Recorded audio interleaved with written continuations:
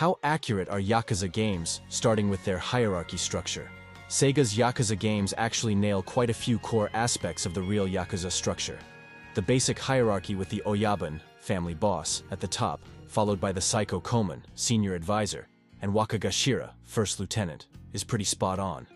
The games also correctly show how younger members, called Koban, pledge loyalty to their Oyabun in a ceremony that mirrors real traditional practices. This father-son relationship dynamic that we see between characters like Kiryu and his superiors, that's very much based on reality. But this is where the game starts mixing their own flavors. While the games portray Yakuza families as these massive organizations with hundreds of members, modern Yakuza groups are typically much smaller. The elaborate headquarters buildings we see in the games, like the Tojo clan's main office. Most real Yakuza groups nowadays operate much more discreetly, often from ordinary apartments or small offices. The games also romanticize the concept of the noble Yakuza, who protect the weak and fight for justice. While this code of honor, called Jingi, did exist historically, real Yakuza organizations have always been primarily focused on making money through both legal and illegal ventures. The dramatic fistfights and street brawls that make the games so entertaining? Those would actually be bad for business in real life, where Yakuza typically prefer to avoid direct confrontation with authorities. That said, the games do capture some interesting historical elements. The tattoos, finger-cutting rituals, yubitsume, and certain ceremonial aspects are all based on real traditions. The complex political maneuvering between different families and the importance of maintaining face in Yakuza society are also pretty well represented. Now, fashion. First off, the games actually get a lot right with the classic black suits and flashy accessories. Back in the 80s and 90s, the bubble economy era, real Yakuza were notorious for rocking designer suits from brands like Versace and Giorgio Armani. They'd pair these with gold accessories, fancy watches, particularly Rolex, and those signature sunglasses we see characters like Majima sporting. The games capture this swagger perfectly, especially in sections set in this time period. Here's something cool though. Real Yakuza were actually trendsetters in Japanese fashion. While the games show mostly formal wear, actual Yakuza in the 80s were also behind the whole Yankee fashion movement. Think flashy modified suits, pompadour hairstyles, and patent leather shoes. Kiryu's signature snakeskin jacket?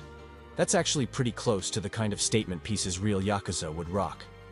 Now, modern Yakuza dress quite differently, and this is where the games take some creative license. Today's Yakuza typically try to blend in more, wearing regular business suits or even casual clothes to avoid attention. The whole loud and proud style we see in the games would actually be bad for business in modern Japan, where anti-gang laws are super strict. Speaking of authenticity, let's talk about those tattoos. The games absolutely nail this aspect. Traditional full-body tattoos, irizumi, were and still are a huge part of Yakuza culture. The dragons, koi fish, and Hanya masks we see on characters like Kiryu and Majima are spot-on representations of real Yakuza tattoo art. Though nowadays, many younger Yakuza skip the traditional tattoos because they're expensive and make it harder to blend into regular society. One detail the games got hilariously right is how Yakuza dress when they're off-duty. Those scenes where you see tough guys in Hawaiian shirts or tracksuits, that's totally real. During the 90s especially, Yakuza had this thing for colorful tracksuits and casual wear when they weren't doing business. Something the games don't show much is how fashion-forward many real Yakuza were. These guys weren't just wearing suits. They were early adopters of luxury streetwear and high-end casual fashion. We're talking custom-made everything, from shoes to watches. They were basically the original Japanese hypebeast crowd, just with a more dangerous edge. Now everyone wants to talk about money, so let's do it. So, Yakuza 0's portrayal of the property boom in 1988 Tokyo, it's surprisingly on point. That scene where Kiryu learns that a tiny plot in Kamurocho is worth billions of yen, that wasn't exaggeration. During the peak of the bubble, a single square meter of land in Tokyo's Ginza district was worth around 600,000 US dollars. Just wild. The Imperial Palace grounds in Tokyo were theoretically worth more than all the real estate in California combined. Let that sink in.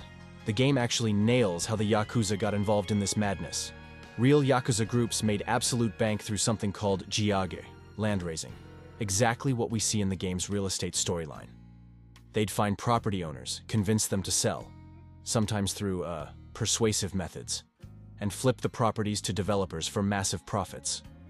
The game's portrayal of Yakuza working with real estate companies and using shell corporations? That's exactly how it went down. Here's something crazy the game got right. The way Yakuza used their persuasion rooms in fancy buildings. Those scenes where Kiryu meets with business people in legitimate-looking offices? Real Yakuza groups actually did set up fake consulting companies in premium office buildings to look legit while strong-arming property owners. The money involved was just as insane as the game shows. Real Yakuza groups made billions during this period. Some estimates suggest they made around $10 billion just from real estate schemes alone. The game's sub-story about a guy selling a small parking lot for millions? That kind of thing happened all the time. What's funny is that Yakuza 0 actually undersells how crazy the spending got. Real Yakuza were spraying champagne in clubs, buying entire golf courses, and even investing in overseas property. Some Yakuza groups were making so much money they didn't know what to do with it all. Kind of like that scene where Kiryu has to figure out how to manage his growing real estate empire. The game also accurately shows how the bubble affected regular people. Remember those side stories about people suddenly becoming millionaires or losing everything? That was reality for many Japanese people during this time. The border between legitimate business and criminal enterprise got super blurry, just like we see in the game's story. One thing the game doesn't fully explore is how this bubble led to the Yakuza's eventual decline. When the bubble burst in the early 90s, it hit the Yakuza hard. Many groups had borrowed heavily to invest in real estate, and when property values crashed, they were left with massive debts. This actually led to a lot of internal conflicts that changed Yakuza society forever.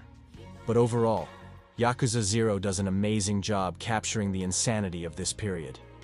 The extravagant spending, the shady real estate deals, the way money changed hands, it's all pretty accurate to how things really went down. It was truly a unique moment in Japanese history where fiction barely needed to exaggerate reality, because reality was already so over the top. Now, let's address the elephant in the room. Kiryu's portrayal as the honorable Yakuza who never kills and always protects the innocent? That's about as realistic as his ability to heal stab wounds with energy drinks. Real Yakuza organizations were and are primarily criminal enterprises. While they did have codes of conduct, these were more about maintaining order within the organization and protecting their business interests than helping random people on the street. That said, the games do nail some core aspects of traditional Yakuza honor code. The intense loyalty to one's oyabun, boss, the emphasis on respect for hierarchy, and the concept of repaying debts, giri. These are all legit. When characters in the game perform deep bows or show extreme deference to their superiors, that's actually pretty accurate to how real Yakuza organizations operated. Here's where it gets interesting though. The games actually capture something real about how Yakuza organizations marketed themselves to the public. That whole chivalrous organization image? Real Yakuza groups actively promoted this narrative during the post-war period. They'd help during natural disasters, mediate disputes, and sometimes even protect local businesses, while collecting protection money, of course. The games kind of romanticize this aspect, but the basis is historically accurate. The ritual aspects shown in the games, like yubitsume, finger-cutting, as atonement for mistakes, are spot on. However, the games rarely show that these traditions were often used as tools of control rather than genuine expressions of honor. Real Yakuza use these customs to maintain discipline and enforce loyalty, not just as dramatic gestures of apology like we see in the games. Something the games get right but don't fully explore is the concept of face-saving. When we see characters in the games going through elaborate processes to avoid direct confrontation or finding roundabout solutions to problems, that's actually pretty authentic. Real Yakuza organizations often preferred to resolve conflicts through negotiation and face-saving compromises rather than direct violence. Violence was bad for business. Here's a fun fact. The games actually undersell how much emphasis real Yakuza put on appearing legitimate. While game characters proudly proclaim their Yakuza status, real modern Yakuza often avoid drawing attention to their affiliations. They even have business cards with fancy titles like Consulting Firm Director. Way less dramatic than Kiryu's straightforward approach. The whole concept of noble Yakuza versus greedy Yakuza that we see in the games? That's pure entertainment. Real Yakuza organizations were always about making money, whether through legitimate or illegal means. The code of honor was more about maintaining organizational stability and public image than any kind of moral righteousness. One thing the games actually get right is showing how younger generations of Yakuza often clash with the old guard over traditions. Those stories about young hotheads disrespecting the old ways, that's been a real issue in Yakuza organizations, especially as anti-gang laws have forced them to adapt. In modern Japan, the real Yakuza code has become more about survival and adaptation than traditional honor. They're more focused on looking legitimate and avoiding police attention than upholding ancient traditions. It's less about dramatic speeches about honor and more about pragmatic business decisions. We need to touch on geography too. First up, let's talk about Kamurocho, the fictional heart of the Yakuza series. It's basically a condensed, slightly remixed version of the real Kabukicho in Shinjuku, and the attention to detail is kind of insane. That iconic gate entrance? It's a near-perfect recreation of the real Kabukicho gate.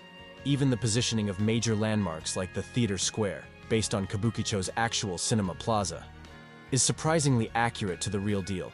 Here's something cool. Remember those Don Quixote stores, called Don Quixote in the games, with their crazy colorful signs? They're not just accurate in appearance, they're actually positioned where the real stores are in Kabukicho. Same goes for the famous Millennium Tower, which is based on the real-life Toho building, complete with that giant Godzilla head peering over the street. The games do take some creative liberties, though. Kamurocho is like a greatest hits version of Kabukicho. It's more compact than the real thing. The real Kabukicho is actually bigger and more spread out. Think of it like when you're making a playlist. You're getting all the best parts in one convenient package. Something really fascinating is how the games capture the changing face of the district over different time periods. If you play Yakuza 0, set in the 80s, and compare it to the later games, you'll see how the neighborhood evolves. This actually mirrors the real Kabukicho's transformation from a sketchy entertainment district to a more tourist-friendly area, though the real change was even more dramatic. The back alleys and smaller streets in the games, they're surprisingly accurate to the real Kabukicho's layout, just compressed. Those narrow alleys packed with tiny bars and restaurants, the random stairways leading to underground venues, that's totally real. Although in real life, you probably won't find quite as many thugs waiting to fight you. Now let's talk about what the games miss or change. The real Kabukicho is way more diverse in terms of visitors and workers. You'll hear multiple languages and see people from all over the world. The game's version stays pretty Japanese-centric. Also, the real district has way more love hotels than what we see in the games. They're basically a defining feature of the area. Here's a fun detail. Those Sega arcades you see in the games? They were based on real Sega locations in Kabukicho, though sadly many have closed down now. The games kind of preserve this piece of Tokyo gaming history that's slowly disappearing. The game's portrayal of neighborhood change is pretty spot on too. When you see new businesses popping up in later games, or old shops disappearing, that's actually reflecting real patterns in Kabukicho. The district is constantly evolving, just like its virtual counterpart. One thing that's different, the real Kabukicho is much more connected to the rest of Shinjuku. In the games, Kamurocho feels like its own contained world, but the real district bleeds right into the busiest train station in the world and some of Tokyo's major shopping areas. Speaking of other areas, when the series ventures into places like Sotenbori, based on Osaka's Dotonbori, or Ijincho, based on Yokohama's Isezakacho, they follow the same pattern: accurate landmarks and overall vibe, but condensed for gameplay purposes. Now, do Yakuzas go crazy when they fight? Let me burst that bubble right away. Real Yakuza absolutely do not drop-kick people with bikes or heal themselves by eating beef bowls. Those epic street brawls where Kiryu takes on 50 dudes? That would be terrible for business in real life. Real Yakuza actually try to avoid physical confrontation whenever possible. Violence attracts police attention, and police attention is bad for making money. Here's something interesting though. Back in the day, we're talking 60s and 70s, Yakuza actually did engage in more direct physical confrontations, especially during territorial disputes. But even then, it wasn't anything like the acrobatic martial arts we see in the games. It was usually quick, brutal, and typically involved weapons rather than bare-knuckle fighting. The games do get one fighting-related aspect right, though: the importance of training. Many real Yakuza did, and some still do, practice martial arts. But it wasn't for street fighting. It was more about discipline, tradition, and staying fit. Some Yakuza groups even had their own training dojos, though they were more focused on traditional martial arts, rather than citywide brawling. Something funny about real Yakuza: they actually consider public fighting to be kind of amateur hour. In real life, a Yakuza who keeps getting into street fights would probably get in trouble with their boss. It's seen as lacking self-control and bringing unwanted attention. Real Yakuza conflicts are usually resolved through negotiations, and when they do turn violent, it's typically planned and targeted rather than random street battles. The weapons shown in the games? That's another area where reality differs big time. While the games show Kiryu picking up bikes and signs, real Yakuza traditionally preferred more practical weapons when violence was necessary. During the peak of Yakuza violence in the 20th century, they were more likely to use firearms or traditional weapons than random street furniture. Here's a wild fact: modern Yakuza are actually more likely to sue each other in court than fight in the streets. Yeah, you heard that right. With strict anti-gang laws in place, many Yakuza groups now hire lawyers and battle it out legally rather than physically. Not quite as exciting as Kiryu's heat actions, but definitely more practical. The whole concept of the legendary fighter status that characters like Kiryu and Majima have? That's pure game fantasy. In real Yakuza culture, respect and power come from your ability to make money and maintain relationships, not your fighting prowess. A real Yakuza boss is more likely to be proud of a clever business deal than their right hook. That said, there is one aspect of Yakuza fighting that the games kind of get right: the importance of reputation. But in reality, this reputation comes from your ability to resolve conflicts without fighting, not your ability to throw people through windows. These days, real Yakuza conflicts are more likely to involve cyber attacks, financial sabotage, or legal battles than physical fights. It's less essence of dragon and more essence of corporate warfare. Modern Yakuza are more focused on looking legitimate than looking tough. So while those epic battles in the games are incredibly fun and make for great entertainment, they're about as realistic as Kiryu's impossible-to-muss hair. Real Yakuza are more businessmen than street fighters, more likely to be checking spreadsheets than practicing drop kicks. That's all for today's reality check. Drop a comment if you want me to cover any other game. Subscribe to the channel, and I'll see you next time for sure.